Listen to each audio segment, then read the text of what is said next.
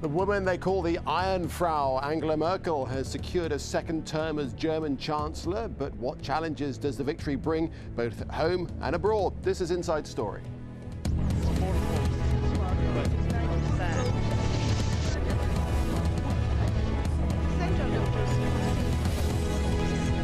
Hello, welcome to the programme. I'm Nick Clark. German Chancellor Angela Merkel wins a second term in office. Voters went to the polls on Sunday. The two key contenders were Merkel's Christian Democratic Union and the Social Democrats.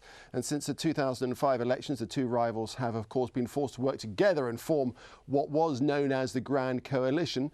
This election put an end to that uneasy partnership. The SDP won a mere 22.5% of the votes, while the CDU, along with the Christian Social Union, that's the CSU, and what you might call their preferred partner, the Free Democrats, that's the FDP, together won 48.1% of the votes, and altogether that gave them a clear majority to form a new coalition government. Celebrating the victory and reassuring her supporters, Merkel vowed to hold swift and decisive coalition talks with the FDP. We've achieved something fantastic. We have achieved our goal of gaining a stable majority for a new government in Germany, the coalition of CDU, CSU and FDP, and that's great. I want to be the Chancellor of all Germans, of everyone in this country, especially during this economic crisis. Well, her main contender and foreign minister conceded defeat and said he would lead what he called strong opposition. The voters have decided. It's a bitter and hard day for Germany's Social Democratic Party. There is nothing else for us to say. We have really failed bitterly after a great campaign. Well, a little bit of background about Angela Merkel. Nicknamed the New Iron Lady, she first became involved in politics in 1990 in Germany's growing democracy movement after the fall of the Berlin Wall. She joined the conservative CDU, slowly but certainly establishing herself in the party. And eventually in 2000, the year 2000, she was chosen to lead the CDU. And in 2005, she became the first woman to lead Germany as Chancellor. She's also the country's first leader raised in the former communist East Germany. Angela Merkel has been named the most powerful woman in the world for the last 4 years. That's an honour bestowed on her by Forbes magazine.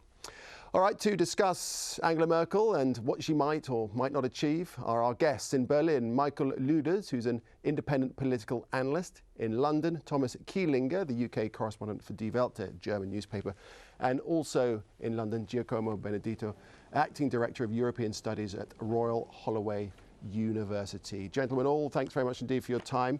Look forward to this discussion. Let's first of all talk about Angela Merkel, of course, the most powerful woman in the world, unshackled now, away from that previous coalition, forming a new one. Are we really going to see what sort of politician she is? Let's start with Thomas Kielinger.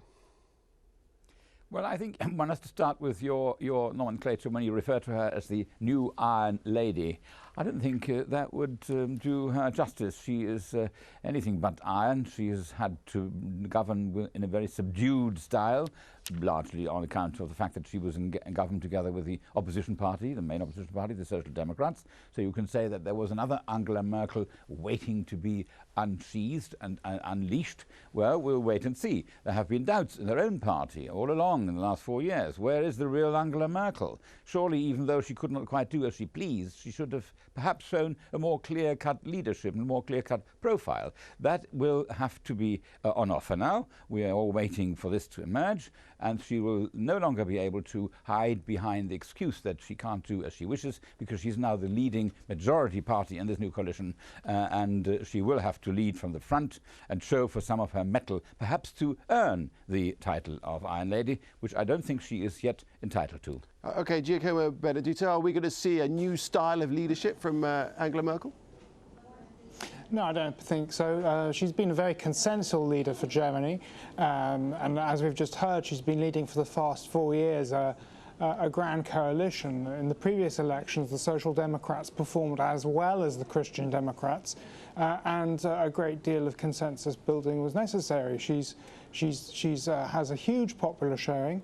And although her bloc only achieved 33% of the vote, it was rather ahead of its performance in recent state elections in Germany.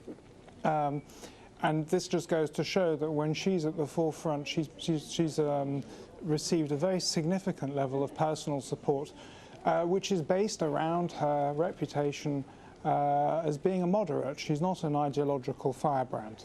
So I think perhaps the definition Iron Lady is something which will be difficult to see being matched. That's right. It's a name that's been bandied around, isn't it? Michael Luders, what do you reckon? Have they voted for Angela Merkel's policies or perhaps her abilities to manage a crisis? I think it's mainly her ability to manage the crisis. I mean, Germany, basically speaking, is a conservative country, and most Germans, at least over the past months, have been very fearful about the consequences of the economic crisis.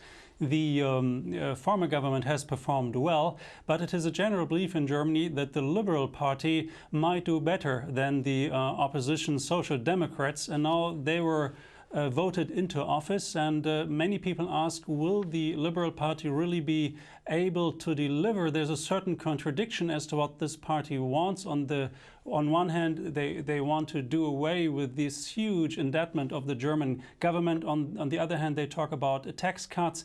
It will be a very difficult time for Angela Merkel in the near future to choose her policies well. I could well imagine that she will be thinking back in sympathy to her old coalition partner of the Social Democrats, because she was strong in leading, and it was very clear that she could set the agenda when it came to economic issues. Most Germans believe that the Conservative Party is more apt to handle these issues. The Liberals, they are of course very much market-oriented, but there are quite a few contradictions in their program, and we have to see how this goes together, Angela Merkel and Westerwelle of the Liberal Party. Thomas Kielinger, let me just read you an excerpt from a fellow correspondent, not in your newspaper, one of your opposition newspapers, but he said the golden times for Angela Merkel are over. This was in an editorial written today. If she continues to play the role of the mother of the nation, she will have difficulties with the Free Democrats and her own party, which is what Mr. Luders was just alluding to there. If she becomes an Iron Lady, she loses her reputation with the people. What do you think of that? Well, it's quite true. That is what I tried to say at the beginning, that we are waiting for the real Angela Merkel to emerge, to take on the metal and lead from the front. Now, the trouble, of course, with that is that she has the mandate for a second term at very difficult times. The German economy is still, well, almost on the ropes, not quite, but she's still struggling. It's still struggling to revive itself and to create some growth. And so she is facing some unpalatable choices, rather like Gordon Brown in Britain is. Will I introduce severe cuts in public spending, which might be the road which the Free Democrats would advise the Liberal Party in order to boost economic growth and be more pro-business? Well, that would hurt, of course, some of the more dispossessed people. The social security, as it were, camp. A lot of people in Germany, in an aging population, depend very much on the social security and its rather generous entitlements. So some sacrifices will have to be made, and I think the ultimate test of the Angela Merkel of the future will be if she's got the nerve and the guts to push through unpopular programs. She can't continue with what was, as Michael Luders in Berlin rightly said, quite popular as a moderator. That is not going to be enough. We had been governed, shall I say, by a fudge majeur of German politics in the last 4 years. Nothing quite clearly emerged, and that will not do in the future. But it's difficult at the moment to push through such unpopular measures, but she'll have to sometimes become a bit more unpopular than she had been in the past. One thing is for sure, she knows exactly what she's taking on, doesn't she? Let's look at some of the challenges that face the new government. The country's economic woes tops the list of domestic issues. Germany hit hard by the financial crisis that began last year. In particular, the government will need to keep unemployment from surging.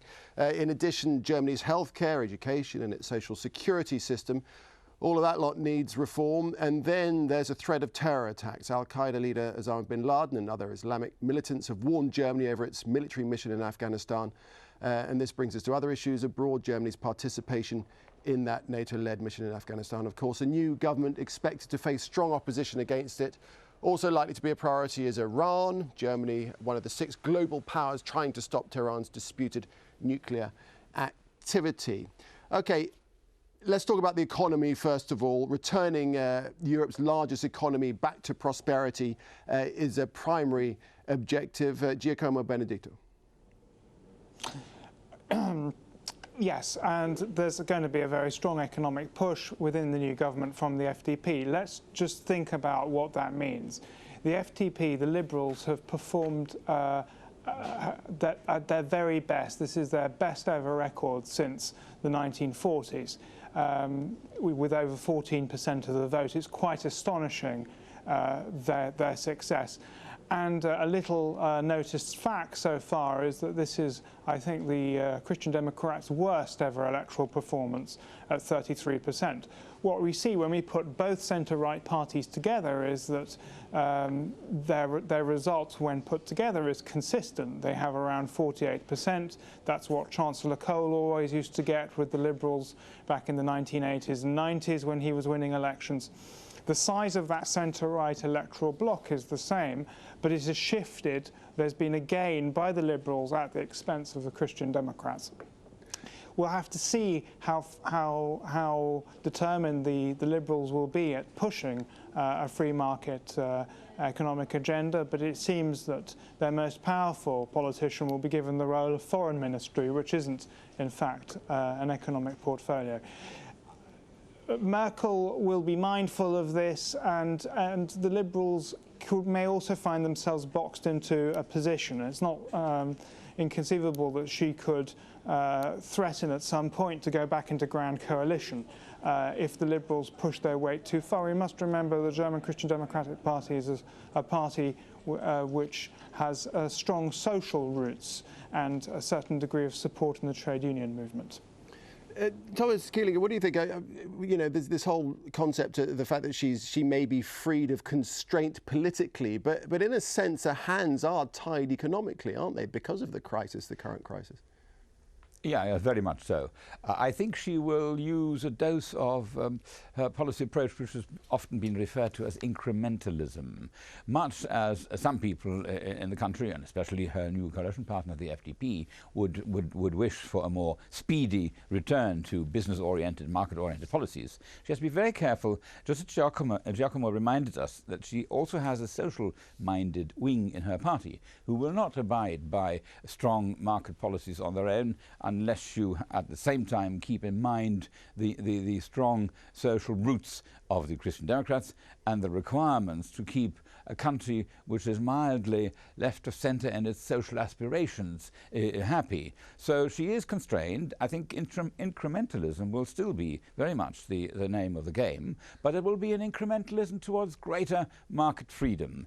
You have to remove a great deal of bureaucratic shackles which strangle German economic performance, just as it is beginning to in Great Britain. All over the free world, there's far too much bureaucracy. That has to be cut back. And we have to also, and she already announced that before the election, introduce tax cuts to relieve the economy and to stimulate growth. So those things will be on offer, will be on the agenda, but always keep in mind that there is a strong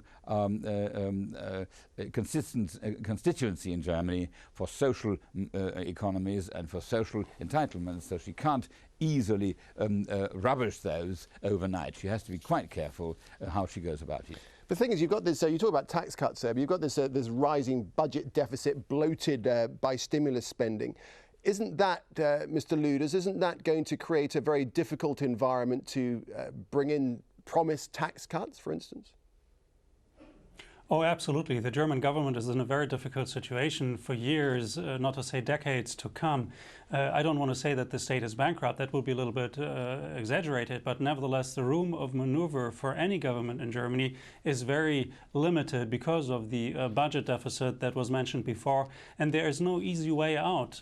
Germany is still one of the leading export nations of the world, but it is losing ground as compared to China. There are other competing nations, especially in Asia, of course, who are competing very well when it comes to old Europe, so to speak.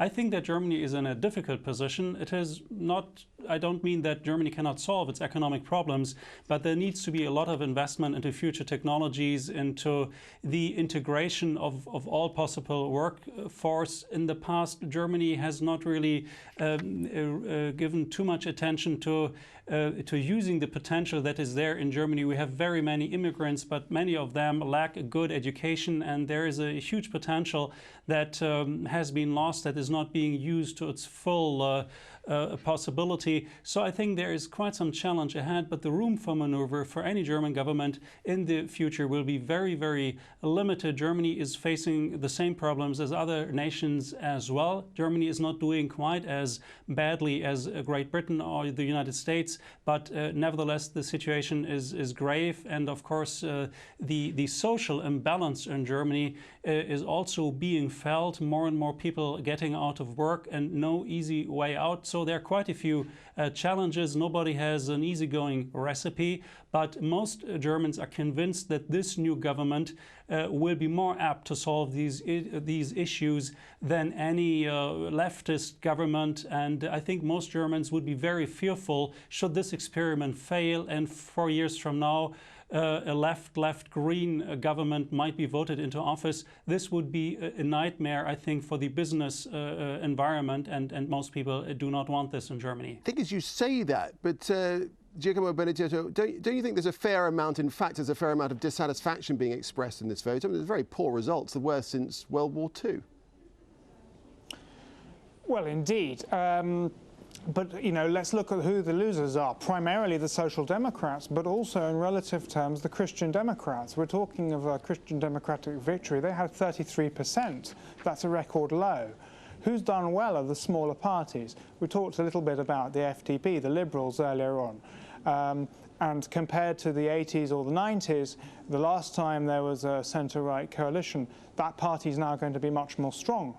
But we need to think about what's happened on the left as well. The Social Democrats have hemorrhaged votes to their left.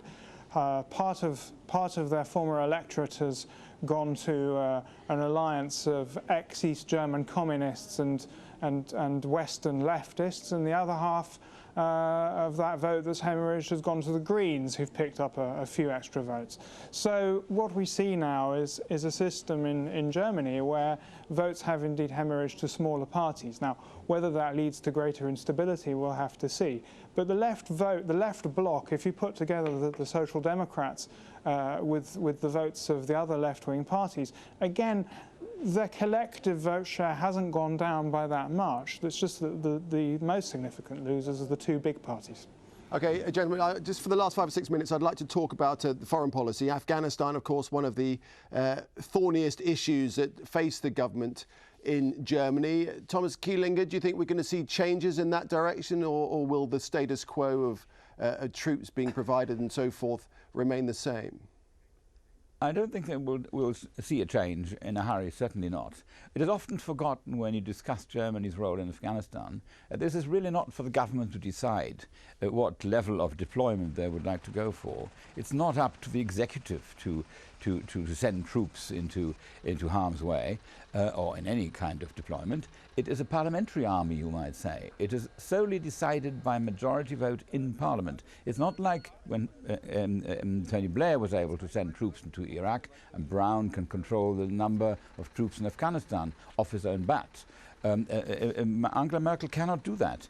She has to have a majority in Parliament, and there is at the moment no sign that the current deployment of Germany in Afghanistan, she is the third largest contingent, 4,400 or something of that, is going to be changed in a hurry. The Parliament will certainly not be minded, as far as I can see it and many other observers, to increase that number. It is pretty unpopular among the people, though, isn't it? For instance, among your readers. It's still unpopular, but there's a growing sense in other Western democracies, even in America, for an exit strategy from Afghanistan. So that is just like in Germany. But when you ask me, are we going to go for a more combat-oriented role, that's even less likely. Germany will be sort of peaceful-oriented, establishing infrastructure, helping to work the police force in Afghanistan. And I think the status quo will obtain for some time to come. Michael Luders, are we going to see the coalition resisting calls for more troops to be provided by Germany to go to Afghanistan, do you think? Well, I don't think that Germany is too keen on sending more troops to Afghanistan, but nevertheless, the new government will not stage a revolution against NATO's involvement and engagement in Afghanistan. Historically speaking, one can say that Germany's foreign policy is very much balanced in favor of the policies of the United States. And should Washington decide to pull back from Afghanistan for whatever reason and for whatever timetable they might opt for, then Germany will follow suit. They will then join the American line of thought, but Germany will not go ahead and ask for the withdrawal of German troops or of NATO troops from Afghanistan. German foreign policy is not going to change. It is traditionally speaking very much pro-American, and of course any action taken in Afghanistan will be closely monitored by the European friends. So I think German foreign policy will be the same as we have seen it over the past years. No more deployment of German troops in Afghanistan, but no precipitation in terms of a withdrawal, and the continuation of good relations with Israel in the Middle East. And what about issues within Europe and specifically for the extension of the European Union and specifically the issue of Turkey? In which direction? Are we going to see any change in direction there, do you think, Mr. Benedetto? I think it's bad news for Turkey. We'll have to see. This is an alliance now in Germany which is going to be more hostile towards the enlargement of the European Union towards Turkey. I think in terms of foreign policy, I would agree with the other speakers. We're not going to see any big difference. Germany has been strongly pro-European, will remain strongly committed to a foreign policy that encompasses its European allies and the United States, and I don't see that there would be any departure from that. But perhaps we need to revisit this question after the end of this week, once there's been a referendum in Ireland, because if the Irish vote yes to the Treaty of Lisbon, there'll be a new foreign policy personality within the European Union, and we could see that the European Union develops a more coherent and consistent foreign policy. If that happens, Germany will be at the forefront of it. Because there is this issue, this possibility of a privileged partnership that stops short of full membership for Turkey. Isn't that so, Mr. Kielinger? Yes, we've been discussing this for ages, and it's going in circles, and it's terribly frustrating for the Turkish people, I'm sure. But they had higher hopes when the Grand Coalition was still in power, because the Social Democrats, left-to-centre party, were hugely in favour of enlarging the EU, very much like the majority of parties in Great Britain, for example. And now that they're out in opposition, as the previous speaker said, one of the previous speakers said, that this is a setback for Turkey, and we're going to have ever more prevarications on this issue, and one just wonders what Turkey's reaction will be if that is the case. So, Michael Luders, where you are in Germany, is there a feeling of optimism now, or is it just another election that's gone by and the people of Germany just waiting to see what's going to happen? I would think so, yeah. Most Germans are waiting for things to change to the better, and when you look at the electoral campaign, it was probably the most boring one ever in German history. No controversial issues whatsoever, and most people were quite indifferent, it seems, and in fact it was a very low participation in these elections. People hope for the best. They don't really want to face realities. Most Germans don't like the idea of being confronted with economic realities. They hope for the best. They hope that nothing will strike their personal destiny, so to speak, and they hope that this economic crisis will bypass Germany. Everyone hopes for the best, and the government hopefully will be able to deliver. If not, the new government might face quite some serious opposition. There are quite a few people who consider themselves losers of the economic development of the past years, and I'm quite positive that street protests could become a reality of the day in the very near future, should the economic impetus not be strong enough, and should it not be able for the government to give new hope to the Germans and making them believe that things are going all right, and we managed to get away from this crisis of the financial sector. All right, gentlemen, that's all we have time for, I'm afraid, but thanks very much indeed for all your time. Thomas Kielinger, Michael Luders and Giacomo Benedetto, thank you very much indeed. And Thanks very much indeed for watching this edition of Inside Story. Do drop us a line. Always keen to hear your comments and suggestions. Just email them to us at insidestory@aljazeera.net. From me, Nick Clark, it's goodbye.